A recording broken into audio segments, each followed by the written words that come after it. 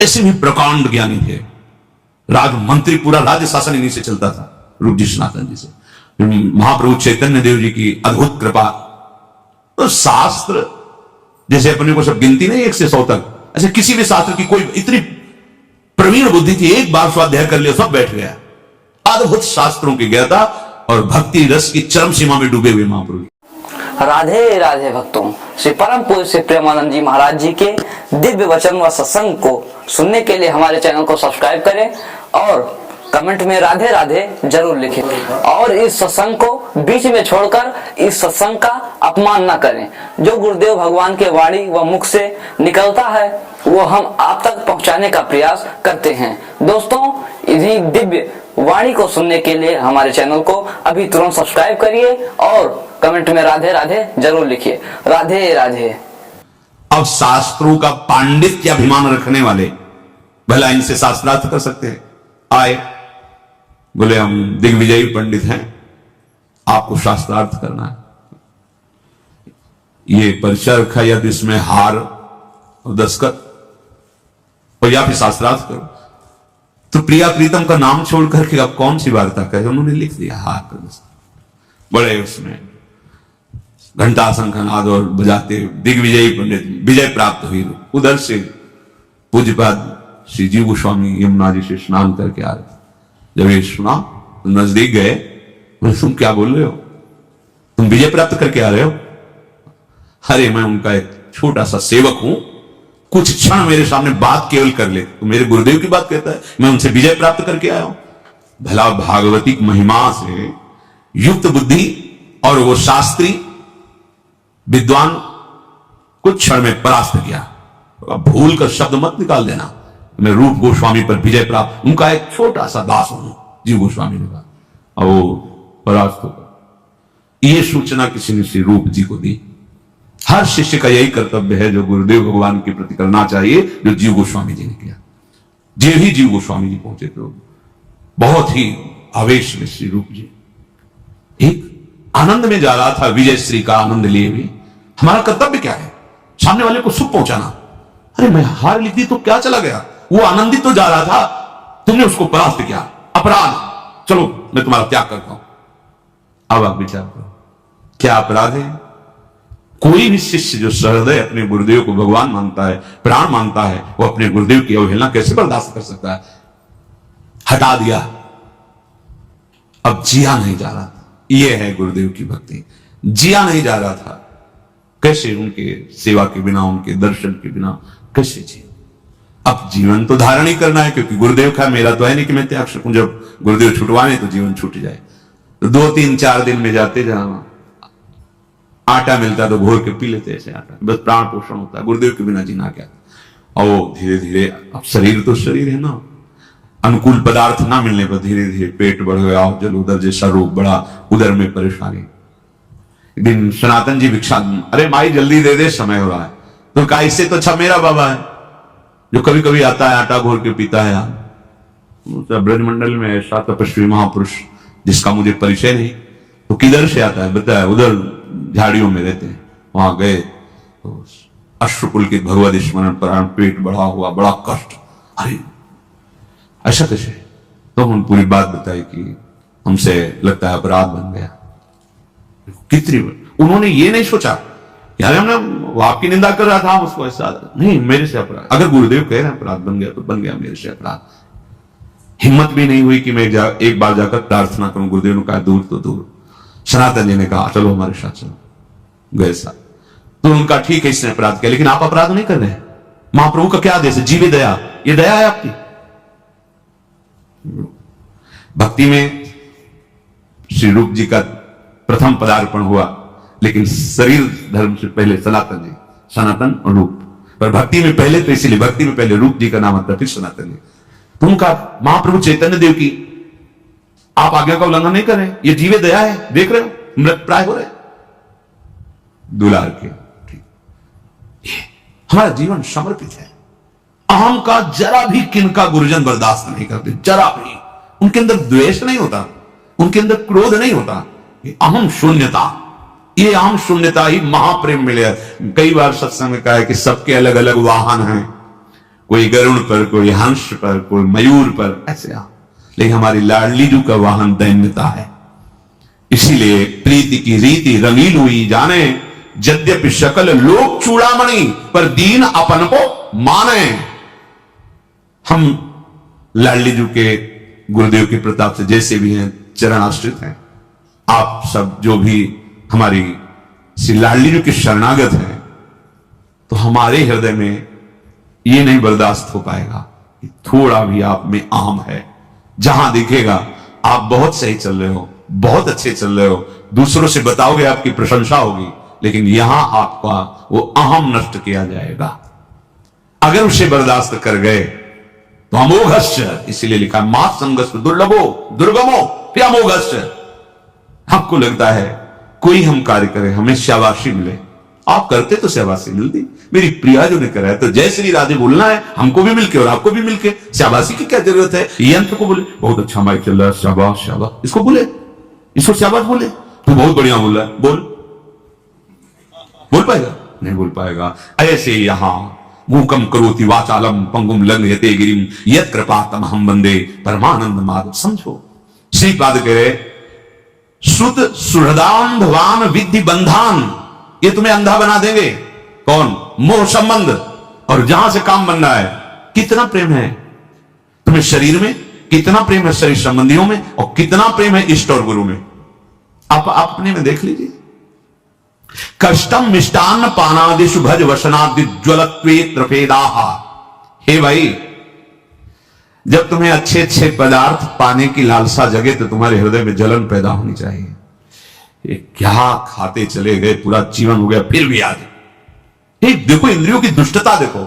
माता देवहूति जी भगवान कपिल देव जी से कह रहे, भगवान मैं इन दुष्ट इंद्रियों को भोग देते देते ऊब गई हूं, प्रभु अब संभाल लो। ये दुष्ट इंद्रियां कभी नहीं तृप्त हो सकती। रोज ऐसी चटनी, ऐसा ये, ऐसा वो, ऐसा। प्रभु के नाम जपने में वो स्वाद नहीं आता, प्रभु का मंत्र जपने में वो स्वाद नहीं। धिक्कार है रस इंद्रिय को। कष्टम मिष्टान्न पानादिषु, अच्छे अच्छे पदार्थ खान पान की जब लालसा रसेंद्रिय में हो, तो आपको जलन होनी चाहिए। बहुत ही परमार्थ बड़ा सूक्ष्म विषय है ये। तुम इंद्रियों की मौज को अपनी मौज मान रहे हो, तो इंद्रियों की मौज तुम्हें बार बार पुनरपि जननम पुनरपि मरणम का दंड देगी, तुम्हें उसका परिणाम नहीं दिखाई दे। तुम अपनी मौज में आओ। तुम्हारी जो मौज है वो स्वात्मानंद है, भगवदानंद है। तुम देह इंद्रियों के भोग में क्यों मौज मना रहे हो? वो तुम्हारा विषय ही नहीं है। अज्ञान से तुम उसे अपना विषय मानकर फंसते चले जा रहे हो। सर्वेषां शिष्य भृत्यादि वदति विनितोध्यासस्त्व वृंदावनम भो। कह रहे इसलिए देखो, तुम कांप उठो इस बात से कि कहीं किसी रसेंद्री का भोग, जनेन्द्री का भोग या कोई शरीर संबंध ऐसा आगे ना आ जाए जो मुझे धाम से विलग कर दे। कर देता है, कर दिया। बहुत बस ये समझ में नहीं आता। जैसे दिखा एक गया गया गया, उसको नहीं समझ में आ रहा, और जब गया तब अरे पहले से चला जाएगा चला जाएगा, मुझे पता है फिसलन है। वो कह रहा है बहुत सुदृढ़ भूमि है, कैसे फिसल सकता हूं? नहीं नहीं, अभी निकला है, गया। ये माया की फिसलन। गुरुजन दूर से देख के बता रहे, ये कदम मत रखना, भूल ही न दे, भूल कर पग मत रख देना, फिसल जाएगा। तभी कहा गया कि चाहे श्री विरंच सम होई गुरु बिनु भव नहीं देता। एक कदम मत रखना, उनको दिखाई दे। तुम्हें लग रहा है कि इतना सुख का ये रास्ता है और ये हमको रोक रहे हैं, इसलिए इन्हीं को छोड़ो, ये सुख का मार्ग पकड़ो। गया शिष्य कैसे? भृत्यादि दास की तरह। गुरुजनों के जब चरणों की शरणागति ली जाती है तो बिका हुआ जीवन होना चाहिए। जैसे रूप लाल हित हाथ बिकानी, तो निधि पाई मन मांगे। गुरुदेव का तो भाव का ही तो संबंध है ना। आप जितना भाव देते जाओगे उतनी आपकी कीमत बढ़ती चली जाएगी। और जब भृत्य करे सर्वेषां शिष्य भृत्यादि वदति विनितोध्यासस्तु वृंदावनम। प्रभु आपके सिवा कोई सहारा नहीं, हमसे गलती हो सकती है, हम आपका विरोध भी कर सकते हैं, आपके प्रतिकूल भी चल सकते हैं, नाथ पर आप हमें दंड देना, आप कभी उदासीन मत हो जाना, आप कभी हमें भृत्य एक छोटे से सेवक जैसे बिका हुआ दास होता, मदन गोपाल शरण तेरी आयो, इस पद में श्री भट्ट देवाचार्य जी कह रहे हैं कि घर का दास, बिका हुआ दास, निज दास, घर जायो दास की तरह। प्रभु मुझसे गलती हो सकती है, जैसे हम अपनी मां से लड़ जाते हैं अपनी कामना के लिए, अपने अज्ञान के कारण, पर मां को हम मां ही तो मानते हैं ना। ये तो नहीं कह रहे थे कि वो आज तुम हमारे मनोनुकूल भोजन नहीं दिया तो तुम मेरी मां नहीं, वो मेरी मां। तुम्हारा गुण, तुम्हारा दोष हमारे संबंध में नहीं आएगा, तुम हमारी मां हो, बस मां। गुणवान तो मां और दोषमयी तो मां। अगर हमारी कामना की पूर्ति नहीं हो रही, वो हमें डांट रही, तो हमें दोष दिखाई दे रहा है कि मां तो बहुत डांटती लड़ती, पर मां है। चलो, ये लौकिक भाव। अलौकिक, मेरी मां सदगुरु है, इसने मुझे अध्यात्म में जन्म दिया है। वो जगत में पांच भौतिक माया में जन्म देने वाली मां, और इसीलिए गुरु को ब्रह्मा कहा गया है। गुरु ब्रह्मा, क्योंकि ब्रह्मा का कार्य सृजन करना। गुरुदेव ने मुझे अध्यात्म मार्ग में जन्म दे दिया, और गुरु विष्णु अब वही पोषण भी कर रहे हैं हमारे अध्यात्म का। और गुरुदेव महेश्वर, महेश्वर का कार्य है भगवान शिव का विनाश। गुरुदेव हमारे हृदय में छुपे हुए जितने काम, क्रोध, लोभ, मोह, मद, मत्सर, इन सब का नाश कर देते हैं। इसलिए गुरु साक्षात परब्रह्म तस्मै श्री गुरुवे नमः। तो बोले शिष्य को कैसा होना चाहिए? भृत्यादिवत, बिका हुआ दास।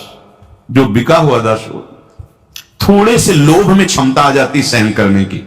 कई बार हमने सत्संग सुना, ज्यादा तुम देखे नहीं, हितधाम में काम हो रहा था पूज्य महाराज जी की तरफ से, तो वहां धूप कड़क, और वो तस्लामी तो गारा समय, वो जो उनका सबका स्वामी होता है ठेकेदार, वो आ गए उनको गालियां दे, इतना ही काम हुआ ऐसा वैसा। बाद में उन्होंने पूछा कि आप इतनी धूप में काम करें, वो गाली दिया, आपको बुरा नहीं लगा? तो उनका अगर बुरा लगेगा तो शाम के जो रुपया मिलते हैं देगा नहीं, रुपया नहीं देगा तो परिवार का पोषण। थोड़े से लोभ में इतनी क्षमता आ गई कि गाली दे रहा है, धूप है, सब से, और आपको भगवत प्राप्ति का लोभ नहीं। आप ऐसे कर रहे हैं, अवहेलना कर रहे हैं, भगवत प्राप्ति का लोभ। सहित सहित बाढ़े भगति गृह तन गुरु हित गार। समझ में आता है? नहीं भाई, ये भिखारी वाली बात नहीं है, ये महान धनी बनने वाली बात है। जिसके प्रिया प्रीतम धन है, उससे बड़ा धनी कौन हो सकता है? गुरुदेव हमारे जो अहंकार जनित कूड़ा करकट है उस पर, इसीलिए क्या शिष्य भृत्यादि वदति विरितोध्यासस्तु वृंदावनम भो। वृंदावन में शिष्यता स्वीकार करके ऐसे रहो जैसे बिका हुआ दास, घर जाया दास। घर जाया दास, हम कहीं जा ही नहीं सकते।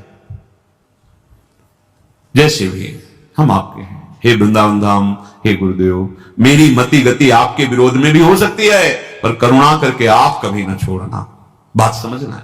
हमारा मन है कभी खिलाफत कर सकता है, हमारी मति है कभी विषयी मति है, कभी निश्चय आपके विरुद्ध भी कर सकती है, पर नाथ आप कभी मत छोड़ना, आप हमें स्वीकार करते रहना। अंदर से ये दासत्व स्वीकार करने वाले को श्रीपाद कह रहे हैं कि वो जो बड़े सत्कर्माणि कृतान सी हरिराराधिता श्रुतोपनिषतो आमृति वृंदारण्य यदैव संकल्पितो वासः, जो ऐसा संकल्प लेकर के बिका हुआ मैं दास श्री प्रियालाल का, गुरुदेव का, आजीवन वृंदावन में ही रहूंगा, चाहे जिस जैसी परिस्थिति आवे मैं यही प्राण त्यागूंगा, तो समस्त सत्कर्मों का फल, समस्त हरि आराधना का फल, समस्त वेदांत श्रवण का फल उसे प्राप्त हो गया केवल वृंदावन वास मात्र से।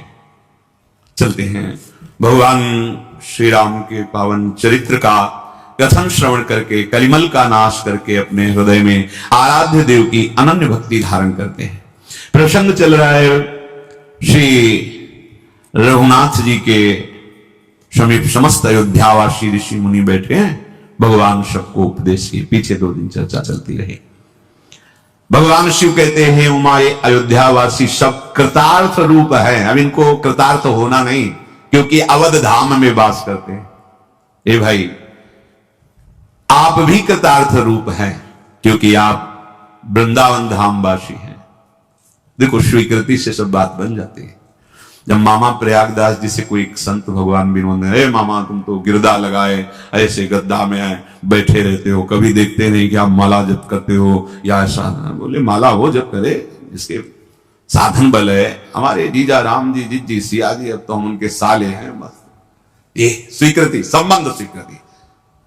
काहू के बल भजन, काहू के आचार, व्यास भरोसे। तो भला ऐसे संबंध को कभी विस्मरण होगा क्या? तो सतत अखंड स्मृति चल रही है।